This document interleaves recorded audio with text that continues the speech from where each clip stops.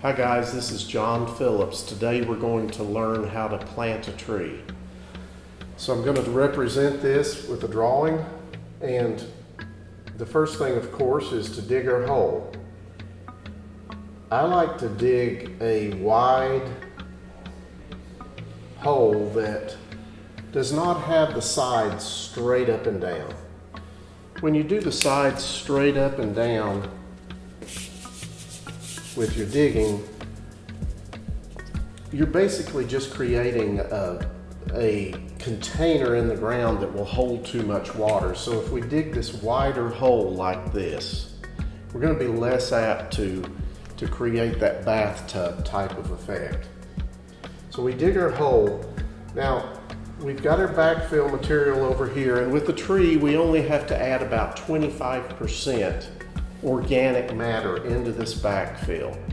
So we're adding soil conditioner as our backfill and organic matter.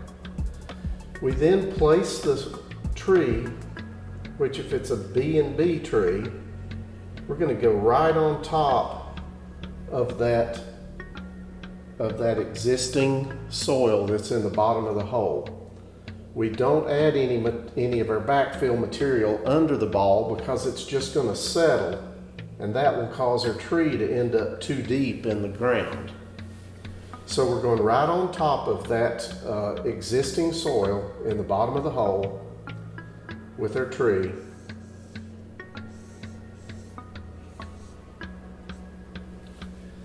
And then it's a balled and burlapped tree.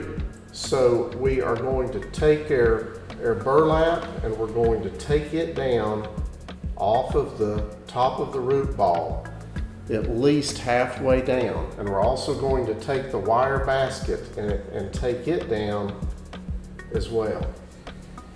So that now we've got this bare dirt that's the root ball of the tree exposed.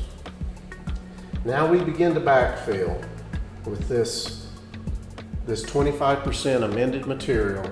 We also have put our fertilizer in here, our starter fertilize, at the rate of about a half a cup to a cup per large tree. We backfill the soil up to halfway. So the soil has been added halfway up on the root ball. Now we water in this soil to get all the air pockets out down below the surface. Then we go ahead and complete our backfill, just barely getting over the top of the root ball of the tree. Then I want you to come out to near the edge of that hole that you dug, or near the edge of the canopy of the tree, and just create a very slight